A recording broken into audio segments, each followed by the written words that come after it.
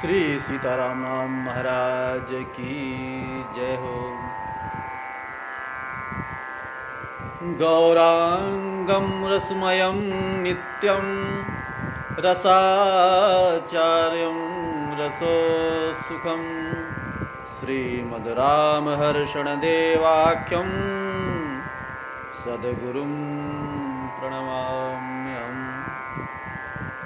बंदहु गुरुवर के चरण मोह विनाशनहार, अखिल जीव उद्धार हित हैं हरि के अवतार। श्री सद्गुरुदेव भगवान की जय। आज भक्त गाथा के क्रम में आज एक बहुत सरल सहज भक्त गाथा प्रस्तुत करने जा रहा हूँ। भक्ति भक्त भगवंत गुरु चतुर नाम बपुएक, तिनके पद वंदन किए ना सही विघ्न अनेक, ना सही विघ्न अनेक। कुछ समय पहले की बात है, एक बहुत प्रसिद्ध संत आए हुए थे। राजस्थान में जयपुर की बात है। उनको मामा जी कहते हैं। उनके श्रीमुख से ही मैंने ये भक्त गाथा सुनी थी प्रथम बार। एक किसी परिवार में एक बालक का जन्म हुआ। बालक बचपन से ही सीधा सरल था, सबकी बात मानता था। जो कोई भी कोई काम कहता उसको बड़े प्रेम से करता था। बस उसमें एक ही कमी थी कि भोजन बहुत ज़्यादा करता था और संयुक्त परिवार था। काफ़ी कुछ दिन तक तो सब ठीक रहा। बाद में उसके परिवार ने एक संत भगवान से शिकायत किया कि महाराज जी, बाकी तो सब ठीक है लेकिन ये खाता बहुत है। संत तो बड़े सरल होते हैं, सब कुछ जानते हैं। उन्होंने कहा कि ये उतना ही खाता है जितना इसका खाता है। लेकिन संत की बात उनके समझ में नहीं आई और एक दिन उन्होंने घर से उसको बाहर निकाल दिया कि चलो बाहर, यहाँ से कुछ काम धाम करते नहीं हो, दिन भर खाते पड़े रहते हो, जाओ यहाँ से। संसार की यही गति है, यदि आप उसके काम के नहीं हैं तो फिर वह आपका तुरंत ही त्याग कर देते हैं। वो सरल था, चला गया, निकल गया घर से। पीछे देखता जाता, शायद कोई गुस्से में आके निकाल दिया हो, फिर बुला लेंगे। कुछ दूर गया और थोड़ी देर में फिर वापस आ गया। बोले तुम फिर आ गए? उसने कहा शायद मुझे निकाल के पछता रहे हो आप, महफिल में आ गया हूँ इसी ख्याल से। मैंने सोचा गुस्से में निकाल दिया हो, पछता रहे हो, इसीलिए मैं वापस आ गया। बोले चलो निकलो निकलो यहाँ से, कोई नहीं पछता रहा है, अब दोबारा यहाँ शकल मत दिखाना। मजबूरी क्या करता, चल दिया। मन में सोच रहा है कहाँ जाऊँ, क्या करूँ। ऐसे ही विचार करते हुए काफ़ी दूर निकल गया। देखा एक मंदिर है, हट्टे खट्टे महात्मा बैठे हुए हैं, सीताराम सीताराम सीताराम कर रहे हैं। मन में सोचा वाह, महात्मा तो बड़े तगड़े दिख रहे हैं। तब तक देखता है कि 2-4 और महात्मा जी के चेला निकलते हैं, उनको भी देखा, वो भी काफ़ी हट्टे खट्टे। थोड़ा यहाँ खाने पीने का लगता है बड़ा आराम है, महाराज जी से ही बात करनी पड़ेगी। गया महाराज जी दंडवत। बोले हाँ दंडवत। बोले आप मंदिर के पुजारी हैं? बोले नहीं, मैं महंत हूँ इस मंदिर का। महाराज जी ये कौन है? बोले हमारे चेले हैं। बोले करते क्या हैं? बोले कुछ नहीं, भगवान का भजन करते हैं, प्रसाद पाते हैं। बोले महाराज जी हमको भी चेला बना लीजिए, हम भी आपकी यहीं सेवा करेंगे। बोले ठीक है, चेला बनने में क्या तकलीफ है। चंदन लगा दिया, कंठी पहना दिया, बन गए चेले। बड़ा प्रसन्न हुआ। मंदिर में जाता, बढ़िया पंगत बैठती, बढ़िया प्रसाद पाता। महाराज जी से बोला महाराज जी आपके मंदिर में कितनी पंगत होती है? बोले 4-5 पंगत होती हैं। बोले महाराज जी मैं सभी में बैठा रहूं, सभी पंगतों में पाता रहूं, कोई दिक्कत थोड़ी है। बोले क्या दिक्कत है, पाओ भाई, इतना पाते हो तुम? बोले हाँ महाराज जी। यूं ही मंदिर में प्रसाद पाता, मस्ती से जो कोई काम बता देता उसको करता और बहुत प्रसन्न रहने लगा। और इस तरह से कुछ दिन बीते। एक दिन क्या देखता, सुबह उठता है, देखता है कहीं मंदिर में कोई हलचल नहीं, कोई चूल्हा नहीं, सब कोठारी भंडारी सब माला झोरी लेके बैठे हुए हैं। अच्छा क्या हुआ महाराज जी, आज रसोई नहीं बनेगी? बोले तो आज तो एकादशी है। क्या एकादशी? बोले महाराज जी के पास गया, महंत जी आज कुछ रसोई का काम नहीं हो रहा है। महाराज जी बोले आज तो सभी लोग एकादशी रहते हैं वैष्णव, और हमारे चेले सब रहते हैं, तुम भी रहो। बोले महाराज जी और सबसे रहवा लीजिए, हमको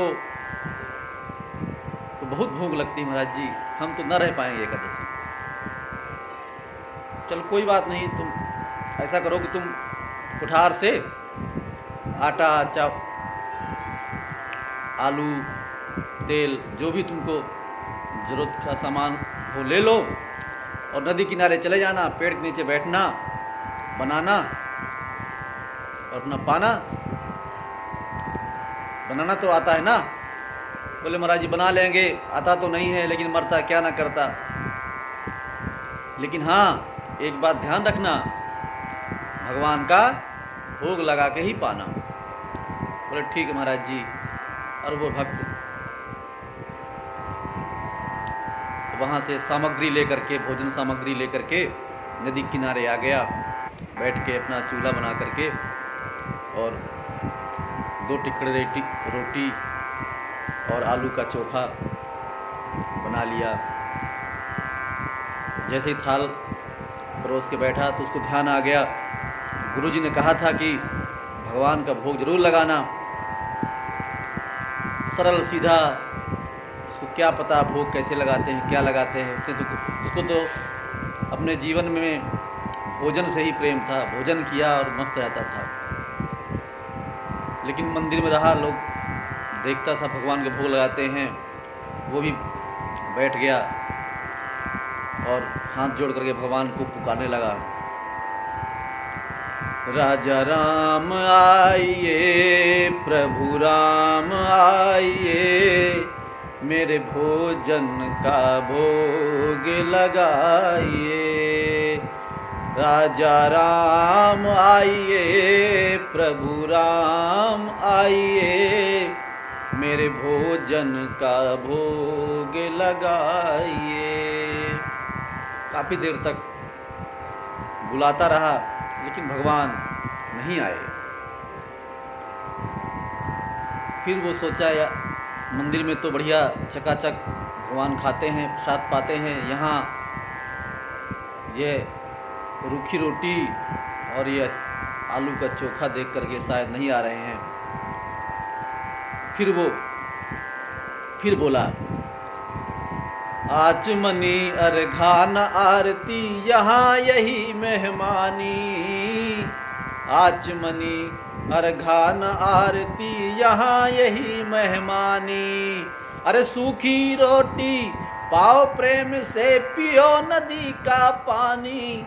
राजा राम आइए, प्रभु राम आइए, मेरे भोजन का भोग लगाइए। राजा राम आइए, प्रभु राम आइए, मेरे भोजन का भोग लगाइए। इस तरह के पुकार करता रहा, लेकिन भगवान नहीं आए। भगवान भी बड़े कौतुकी हैं, वह भक्त की हर तरह से परीक्षा लेना जानते हैं। फिर उसने भगवान को सोचा, बोले ये धोखे हो गए कि मंदिर में बढ़िया मिलेगा, लेकिन इनको शायद पता नहीं कि आज एकादशी है। तो बड़े भाव से वो बोला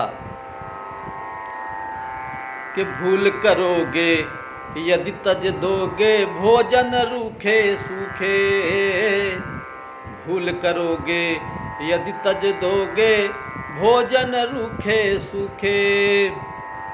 एकादशी आज मंदिर में बैठे रहोगे भूखे।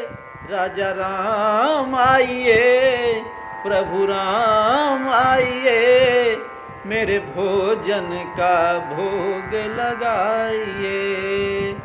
प्रभु राम आइए, राजा राम आइए, मेरे भोजन का भोग लगाइए। भगवान कौन सी बात पे रीझ जाएं, वे तो वही जाने। भगवान उसकी सरलता पे रीझ गए, जो उसने कहा कि बैठे रहोगे भूखे, आज मंदिर में एकादशी है। भगवान बहुत प्रसन्न हुए उसके ऊपर। कहते हैं भगवान प्रेम के भूखे हैं, और प्रेम के अतिरिक्त कुछ नहीं, सहजता ही उनको बहुत प्रिय है। कहते हैं कि निर्मल मन सो मोहि पावा, अमोहि कपट छल छिद्र न भावा। निर्मल मन प्रेम से, सहजता से भगवान तुरंत प्रसन्न हो जाते हैं, और वो तत्क्षण भगवान प्रकट हो गए। तो भगवान जानकी जी के सहित प्रकट हो गए।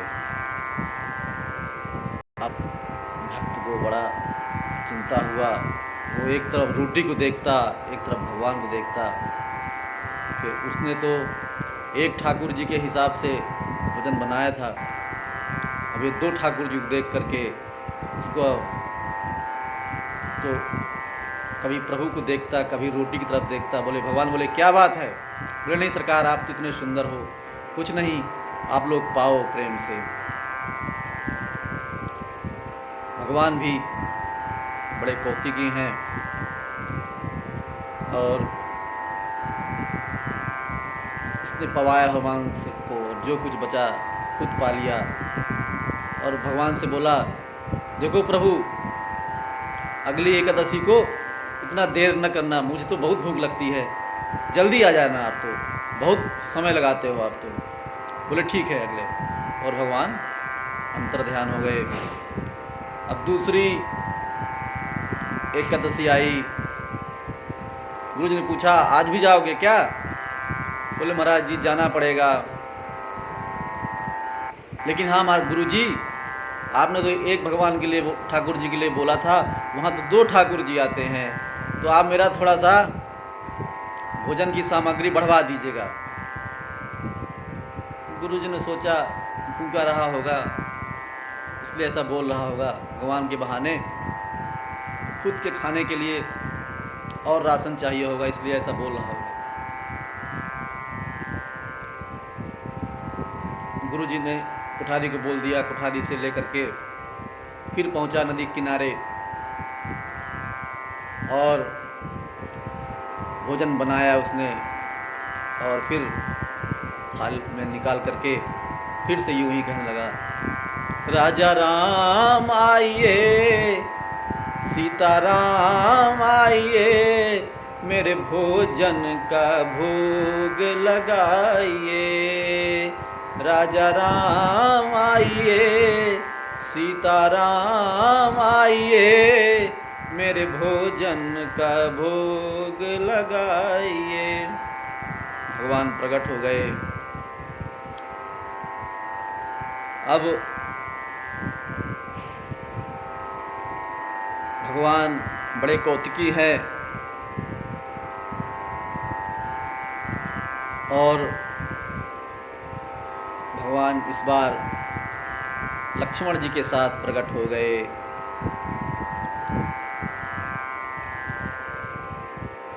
अब वो और परेशान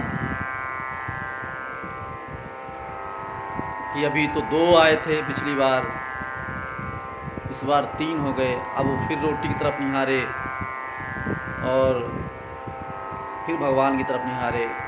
बोले क्या हुआ? बोले सरकार, पिछली बार आप 2 आए थे, लेकिन कोई बात नहीं सरकार, आप तो इतने सुंदर हो, आपको देख के तो बहुत मन खुश हो जाता है। और ये कौन है आपके? बोले मेरे भाई हैं, अनुज हमारे। बोलो सरकार, सगे भाई हैं कि ऐसे ही भाई हैं? ना ना, सगे भाई हैं। चलो तब तो ठीक है, पाओ प्रेम से। और वो भगवान प्रसाद पा करके जाने लगे। भक्त बोला, प्रभु अगली एकादशी को पहले से बता दो, कितने आओगे, उसके हिसाब से ही व्यवस्था कर लें।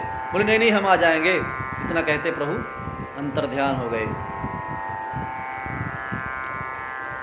अब वो तीसरी एकादशी आई। भक्त जो है गुरु जी से बोला, गुरु जी आपने तो अच्छा किया, पहले 2 आए फिर 3 आए, अब पता नहीं कितने ठाकुर जी आपने पीछे लगा दिए। अब तो 11 सेर आटा और उसके हिसाब से सारी सामग्री, उसी आलू गुड़ घी सब देना पड़ेगा। गुरु जी को बड़ा आश्चर्य हुआ। बोला इतना खाना तो नहीं खा सकता, चलो बेचता होगा, चलो देख के आता है। जैसे वो निकला लेकर के, पीछे पीछे गुरु जी भी आ गए।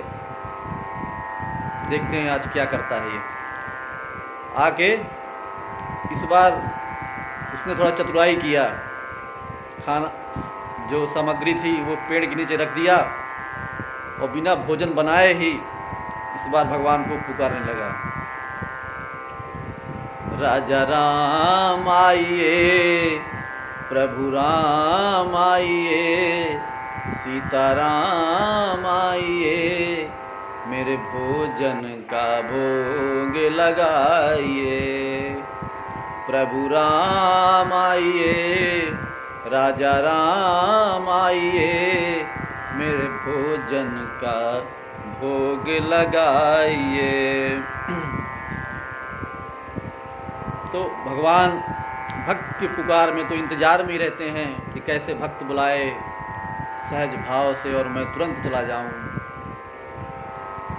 बैठ विपिन में भक्त ने जो कीनी प्रेम पुकार, तो तत्क्षण प्रकट हुए श्री राम दरबार। भगवान अपने राम दरबार सहित प्रकट हुए। राम, लक्ष्मण, भरत, शत्रुघ्न और सीता जी, हनुमान जी, पूरा राम दरबार प्रकट हो गया। देख के लोग आश्चर्य हो गया, इतने लोग, अब तो कुछ नहीं मिलेगा। भक्त बोला, प्रभु आज मैंने भोजन नहीं बनाया है, मैं पहले जान लेना चाहता था कि आप कितने आओगे ठाकुर जी, उसके हिसाब से बनाता, लेकिन अब मुझे पता चल गया है कि अब मुझे कुछ भी मिलने वाला नहीं है, इसलिए मैं तो अब नहीं बनाऊंगा, आप बनाओ, आप खाओ। भगवान बोले, भरत जी, भक्त नाराज है, अब आप जो है आप ही भंडारे के इंतजाम करिए, आप ही बनाइए। भक्त कहता है, पेड़ के नीचे बैठ गया और भोजन मोते नहीं बनत बनाए, भोजन मोते नहीं बनत बनाए, भोजन मोते नहीं बनत बनाए, भोजन आप अपने बनावऊं बहुत दिनन से पाए, प्रथम दिवस भोजन के हित आसन जब मैंने लगाई, उधर नहीं भरो जब सीय सन्मुख आई, फिर विनीत भाई पर भाई,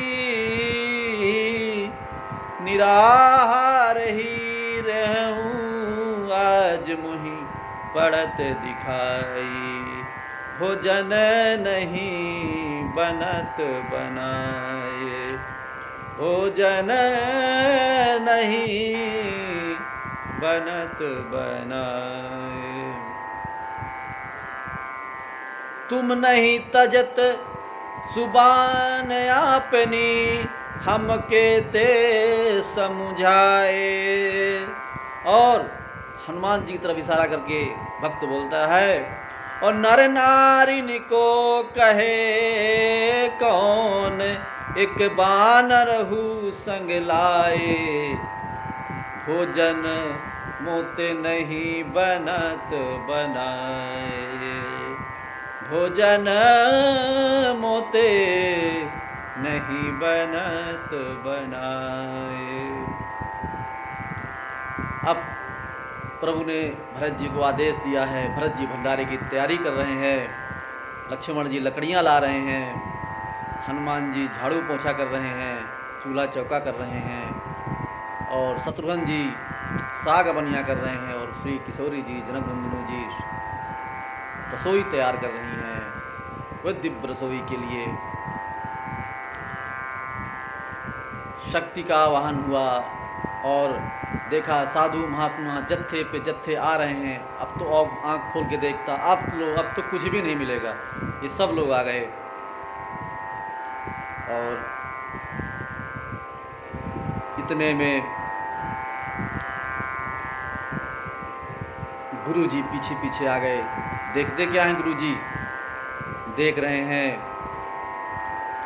कि ये एक पेड़ के नीचे आंख मूंद कर बैठा है, सामान सब रखा हुआ है और उनको तो कुछ दिखाई नहीं दे रहा है।